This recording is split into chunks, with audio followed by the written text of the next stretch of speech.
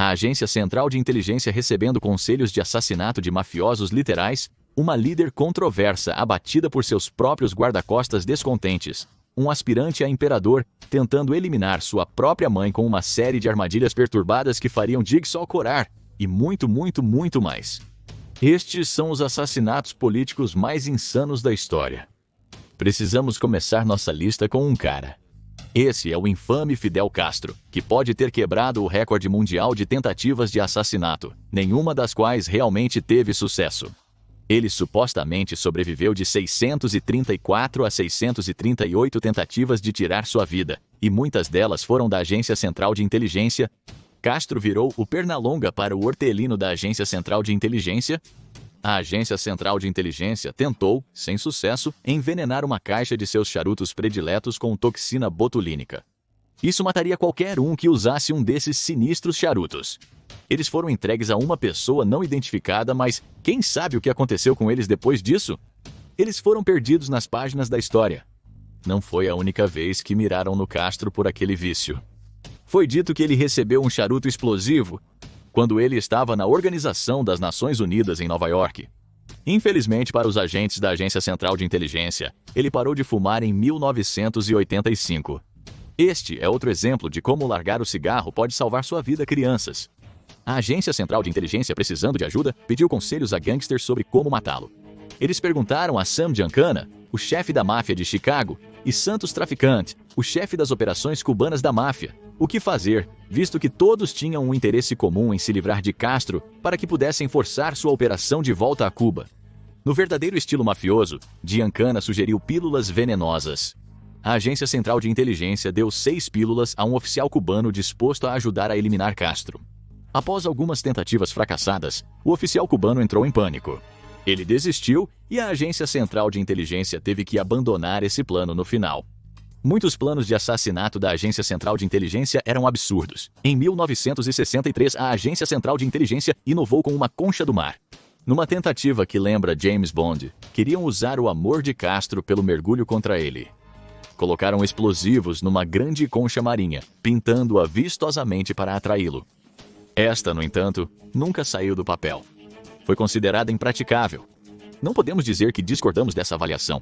Em um momento, eles foram atrás dele com uma caneta que escondia uma agulha hipodérmica envenenada. Deveria ser injetado por um oficial cubano da Agência Central de Inteligência. O oficial não se impressionou com a caneta simples, achando que podiam criar algo mais sofisticado. Ele deve ter perdido todas suas outras ideias malucas. Também foi um dia ruim para lhe dar a caneta. Foi transferido em 22 de novembro de 1963, no dia do assassinato de John F. Kennedy. No fim, o oficial não levou a caneta para Cuba. Realmente, eles tentaram de tudo, até o clichê da femme fatale. Marita Lawrence foi amante de Castro em 1959 e recrutada pela Agência Central de Inteligência como agente. Deram-lhe 2 pílulas de toxina botulínica para pôr na bebida de Castro. Porém, ela perderia a coragem, como muitos supostos assassinos. Ela armazenou as pílulas tóxicas num pote de creme frio. Isso só as tornou pegajosas, dificultando escondê-las na bebida dele. Ela conta uma história angustiante após ser descoberta por Castro. Ele sacou sua .45 e disse a ela: "Você não pode me matar, ninguém pode me matar." Ela estava desanimada, porém ele a abraçou e fizeram amor novamente. Castro estava certo quando disse que ninguém poderia matá-lo. Ele morreu de causas naturais aos 90 anos. Ninguém poderia matá-lo. A única coisa que ele não conseguiu derrotar foi o maior assassino de todos os tempos. Ignorando Castro, vamos examinar alguns dos mais insanos assassinatos políticos, que conseguiram eliminar seus alvos com sucesso. Geralmente, guarda-costas protegem de assassinatos, mas não foi assim para Indira Gandhi, terceira primeira-ministra da Índia, entre 1966 e 1977. Ela foi uma figura controversa porque apoiou a causa da independência em East Pakistan, levando à criação de Bangladesh.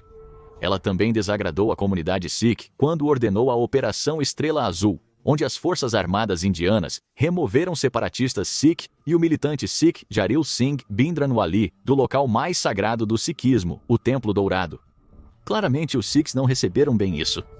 Em 31 de outubro de 1984, ela deveria ser entrevistada para um documentário na TV irlandesa, mas seu assassinato impediu que isso ocorresse. Ela foi morta por 2 de seus guarda-costas Sikh, Satwant Singh e Vyant Singh. Eles a mataram com as próprias armas que deveriam protegê-la, proporcionando uma lição atemporal de quão importante é não criar ressentimentos com as pessoas que te seguem o dia todo com armas carregadas. Vamos voltar ainda mais no tempo para a imperatriz romana Agripina, a jovem. Em um ato que faria Freud salivar, seu próprio filho, o estranho de todos os tempos, futuro imperador e aclamado violinista Nero, planejou seu assassinato. Disse que ele uma vez planejou criar um teto mecânico acima da cama de sua mãe que a esmagaria até a morte. Quando essa ideia não deu certo, porque a vida real infelizmente não é um filme de Indiana Jones, ele passou para uma ideia ainda mais complicada. Este filho traidor afogaria sua mãe real no mar da maneira mais complicada possível. Em vez de empurrá-la para fora do barco, ou algo tão plebeu, ele projetou um navio que se abriria por baixo enquanto estivesse no mar. O navio operou como previsto. No mar, o fundo se abriu, jogando-a na água. O que não deu certo foi o próprio assassinato. Agripina nadou até a costa, forçando Nero a enviar um assassino para matá-la de forma tradicional. Ele alegaria então que sua mãe estava tramando para matá-lo e que ela havia sido responsável por sua morte, não ele. Alega-se que suas últimas palavras para seu assassino foram "golpeie meu ventre". Nero posteriormente mencionou a beleza do cadáver dela no funeral, tornando tudo mais estranho. Indo para a Suíça do século XVII, Jörg Janans era um líder político extremamente desgostado, o que o mundo parece ter aos montes. Janans uma vez matou um rival político com um machado em 1621 e não pareceu perder um pingo de sono por isso. Comportamento comum de político, mas o karma pegaria ele no final. Em 1639, no Carnaval, todos usavam fantasias elaboradas, facilitando para o assassino de Janak se infiltrar disfarçado de urso. Nicolas Cage ficaria orgulhoso, e de alguma forma, ninguém parecia estar preocupado que um urso estava carregando um machado, que o assassino vestido de urso rapidamente enterrou em Janak com incrível fervor. Assassinato com machado, embora não comum hoje, é mais frequente que com pasta de dente. E é isso que torna a história do assassinato de Patrice Lumumba tão única. Na Guerra Fria, Lumumba foi o primeiro-ministro eleito democraticamente da República Democrática do Congo em junho de 1960. Se você entende algo sobre líderes democraticamente eleitos em países em desenvolvimento, sabe que logo havia uma recompensa pela cabeça de Lumumba. Ele se tornaria alvo de muitas tentativas de assassinato fracassadas, incluindo um plano para injetar toxinas em sua comida e pasta de dente, cortesia da Agência Central de Inteligência. Mas, semelhante às tentativas falhas de assassinar Castro, o plano morreu cedo. Em 1961, Lumumba foi executado por um pelotão de fuzilamento durante um golpe. A Bélgica pediria desculpas por seu envolvimento no assassinato em 2002. Por que América e Bélgica estavam tão envolvidas em seu assassinato? No caso dos Estados Unidos, foi porque Lumumba era um panafricanista e ele estava em bons termos com os soviéticos. A Bélgica estava inquieta com a ameaça à sua participação em Katanga, província rica em minerais. Katanga estava tentando se separar da República Democrática do Congo com a ajuda da Bélgica. O que ocorreu com a pasta de dente tóxica? Larry Devlin, chefe da estação da Agência Central de Inteligência no Congo, ficou atônito ao ser instruído a entregar a pasta de dente a Lumumba. Ele preferia esconder no cofre do escritório antes de jogar no Rio Congo. A seguir, observamos o almirante-general Luís Carrero Blanco, primeiro-ministro da Espanha em 1973. Ele assumiu o cargo após o ditador fascista Francisco Franco e tinha muitos inimigos, incluindo a Euskadita Askatasuna ou Euskadita Akatasuna, um grupo separatista basco. Eles planejaram matá-lo no que chamaram de Operação Ogro. Eles alugaram um apartamento que estava na rota de condução que Blanco tomava para assistir à missa. Para prevenir questionamentos incômodos dos proprietários, declararam-se estudantes de escultura e realmente esculpiram. Eles passaram 5 meses construindo um túnel sob a rua e o encheram com 81 quilogramas de explosivos que haviam roubado de um depósito do governo. Em 20 de dezembro de 1973, 3 membros da Euskadita Askatasuna se disfarçaram de eletricistas e detonaram os explosivos por fio de comando quando Blanco passou. A explosão lançou Blanco e seu carro a 20 metros de altura no ar. Ele foi lançado por cima da igreja de 5 andares e pousou em um terraço no segundo andar do outro lado. Blanco inicialmente sobreviveu à explosão, mas morreu no hospital mais tarde. Guarda-costas e motorista também faleceram. Falar sobre azar.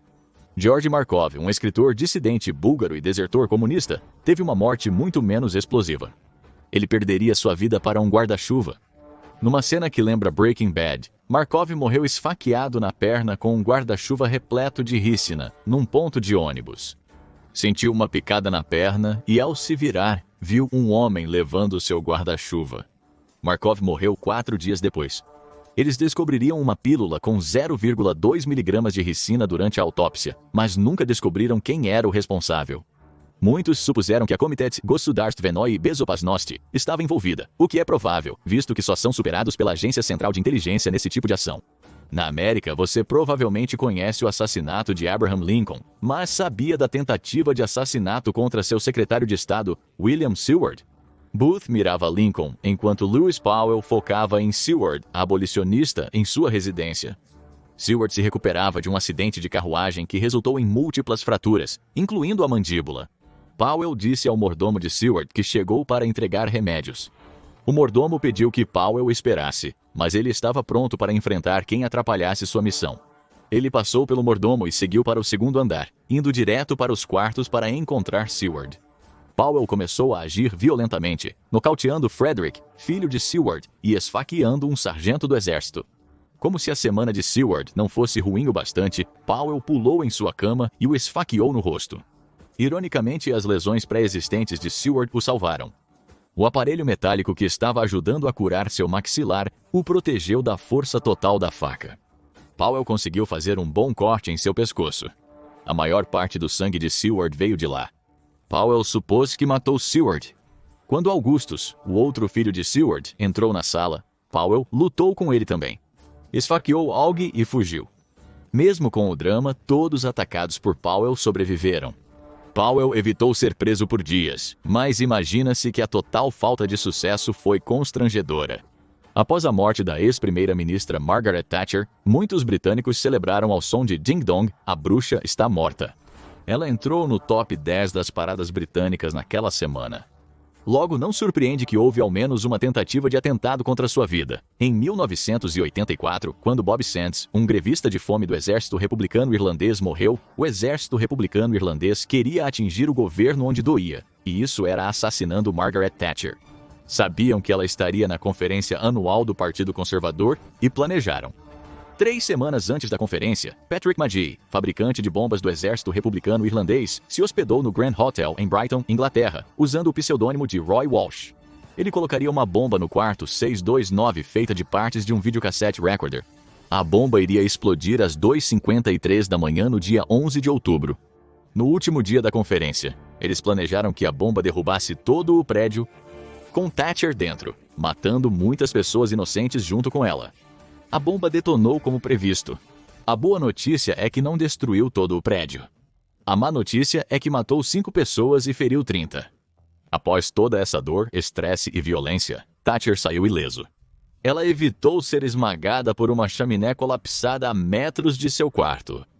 Magee era um melhor fabricante de bombas do que era um espião. Deixou digitais no cartão de check-in e foi preso rapidamente. Ele recebeu 8 penas de prisão perpétua e um máximo de 35 anos. Foi libertado em 1999 sob o acordo de troca de prisioneiros da Sexta-feira Santa. Chocantemente, o conselheiro sênior de Thatcher, Harvey Thomas, desde então o perdoou pelo atentado e até se tornou amigo do homem. Falar sobre dar a outra face. Apesar de Magee ter mudado, é provável que uma parte dele tenha comemorado no dia da morte de Margaret Thatcher. Mas não acaba aí. Temos mais algumas tentativas insanas e falhas para você. Andrew Jackson teve muita sorte quando 2 pistolas falharam, salvando sua vida. Richard Lawrence, pintor desempregado, foi o primeiro a tentar assassinar um presidente dos Estados Unidos. Ele atirou, em sentido figurado e literal, em 30 de janeiro de 1835, quando Andrew Jackson estava deixando os Estados Unidos da América, após o funeral de um membro da Câmara no edifício do Capitólio. Lawrence interceptou e atirou, mas nada aconteceu. O percussor acendeu, mas a arma falhou. Ele sacou outra arma e tentou de novo. Lembre-se, era desafiador recarregar armas naquela época. Era apenas melhor ter um backup. Mas o destino estava do lado de Jackson quando aquela arma também falhou. Há quem diga que Jackson tentou atingir Lawrence com sua bengala, mas provavelmente foi logo retirado do local. Devemos admitir que agradamos da ideia dele atacando um potencial assassino com sua bengala. Por que Lawrence tentou assassiná-lo? Ele vivia com a ilusão de ser o rei da Inglaterra. Parece que ele estava retomando seu país de Jackson. Lawrence foi internado em uma instituição mental depois disso. A melhor parte é que, 100 anos depois, o Smithsonian testou as armas e elas dispararam na primeira tentativa. Talvez não devêssemos zombar da intervenção divina. Conhecemos pessoas com sono pesado, mas o ex-presidente Harry Truman supera todos. Quase adormeceu durante sua tentativa de assassinato. Durante a reforma da Casa Branca, Truman morava temporariamente na Blair House, residência oficial do vice-presidente. Em 1 de novembro de 1950, os porto-riquenhos nativos Grisélio Torresola e Oscar Collazo tentaram invadir a Blair House a tiros. Truman estava no segundo andar, tirando um cochilo após o almoço quando o ataque aconteceu. Torresola e Collazo planejaram o ataque para coincidir com as revoltas em Porto Rico. Entraram em tiroteio com a polícia da Casa Branca e agentes secretos, alcançando a frente antes de se ferirem seriamente. Torresola foi atingido na cabeça e morreu na hora. Antes de caírem, os dois mataram o policial Leslie Caulfield, que faleceu 4 horas depois no hospital. Truman ouviu a confusão, olhou pela janela antes do serviço secreto instruí-lo a se esconder em casa. Koyatsu foi condenado à morte, mas Truman alterou para a prisão perpétua. Em 1979, Jimmy Carter comutou sua sentença e Koyatsu conseguiu voltar para Porto Rico. A morte do ex-primeiro-ministro japonês, Shinzo Abe, pode não parecer incomum inicialmente, mas uma investigação mais profunda revela o quão absolutamente insana ela foi. Ele foi o líder com o mandato mais longo do Japão moderno, então chocou todo o Japão quando foi fatalmente baleado a queima-roupa. Ele estava em público, parado em um cruzamento fora de uma estação de trem em Nara quando o atirador atacou. As fotos revelam uma chance de protegê-lo, mas seus seguranças agiram lentamente. Abe foi declarado morto no Hospital Universitário Médico de Nara, após sangrar até a morte por ferimentos no coração e pescoço.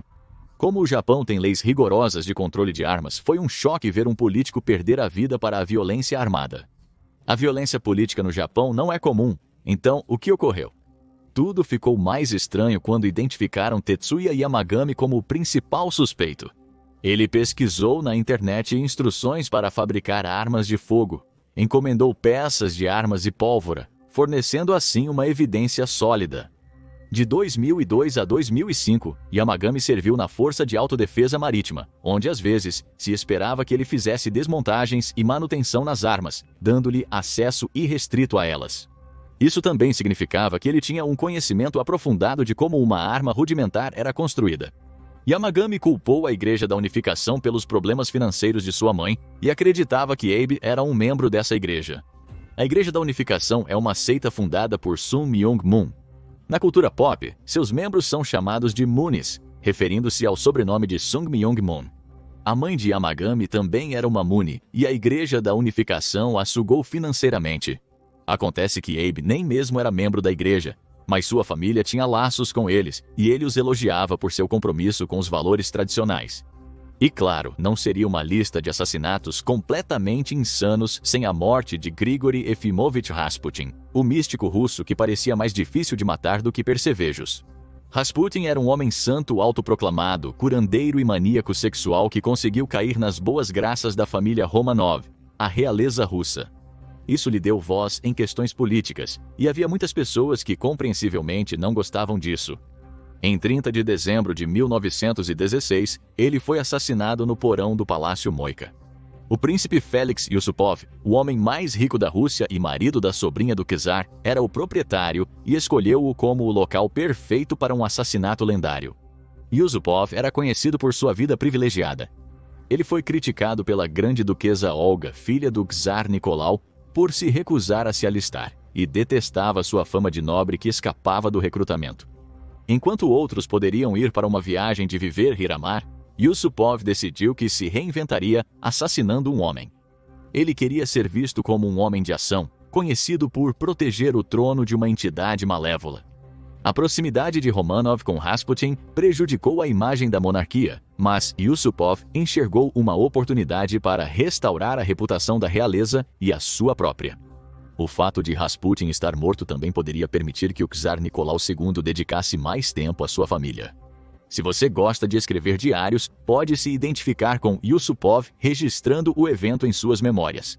Segundo Yusupov, ele convidou Rasputin ao seu palácio para apresentá-lo à sua esposa, Irina. Isso, claro, era uma mentira. Irina não estava em casa naquele instante. Uma vez lá, Yusupov ofereceu a Rasputin uma bandeja de bolos e taças de vinho, misturados com cianeto de potássio. Para a maioria, isso nos mataria imediatamente. Rasputin não foi afetado, e como qualquer um de nós estaria em sua posição, então Yusupov ficou atônito. Yusupov, precisando eliminar Rasputin, pegou emprestado um revólver do grão-duque Dmitri para atirar nele. O tiro não cumpriu o trabalho. Em suas memórias, Yusupov disse que o diabo que está morrendo de veneno, que tinha uma bala no coração, deve ter sido ressuscitado dos mortos pelos poderes do mal. Havia algo apavorante e monstruoso em sua diabólica recusa em morrer. Alegava-se que ele morreu afogado, pois supostamente havia água nos seus pulmões. A morte de Rasputin tornou-se uma história passada de geração em geração, agregando misticismo e intriga a ele mesmo décadas após. Há uma música inteira escrita sobre o homem. Não são muitas as pessoas que podem dizer isso. Mas aqui está a reviravolta. É muito possível que Yusupov tenha inventado todo o incidente, e a morte não foi nem de longe tão escandalosa ou sobrenatural. A filha de Rasputin, Maria, publicou em 1929 seu livro O Homem por Trás do Mito, uma memória pessoal. Sua filha teve um final quase mágico sozinha. Ela saiu da Rússia para ser domadora de leões no circo. Ela, como o pai, era conhecida por dominar feras selvagens com mágicas. Ela se autodenominava filha do conhecido monge louco cujas ações na Rússia chocaram o mundo. Ela era uma marqueteira incrível, no mínimo. Maria acreditava que o assassinato foi menos emocionante do que Yusupov descreveu. No livro, ela critica o assassinato do pai e questiona a honestidade de Yusupov. O pai não gostava de doces, e ela não conseguia imaginá-lo comendo um prato de bolos. Ela indicou que o laudo da autópsia não citava veneno ou afogamento. Afirmava que Rasputin foi baleado de perto na cabeça. Ela acusou Yusupov de tentar vender mais livros ao transformar a morte de seu pai em um espetáculo, pintando-a como uma luta épica entre o bem e o mal. O plano de Yusupov falhou ao tentar colocar Nicholas II e Alexandra de volta na linha.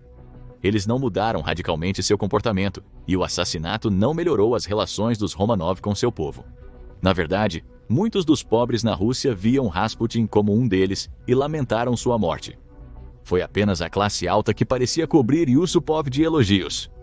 No que diz respeito aos bolcheviques, Rasputin era um símbolo da corrupção dentro do Tribunal Imperial e prova de que o czarismo era extremamente falho. Após a Revolução Russa, o líder do governo provisório, Alexander Kerensky, disse que, sem Rasputin, não haveria Lenin. Continuamos a achar a morte de Rasputin louca, mesmo duvidando das palavras de Yusupov. Confira agora as maneiras insanas que Vladimir Putin sobreviveu a tentativas de assassinato ou assista ao vídeo.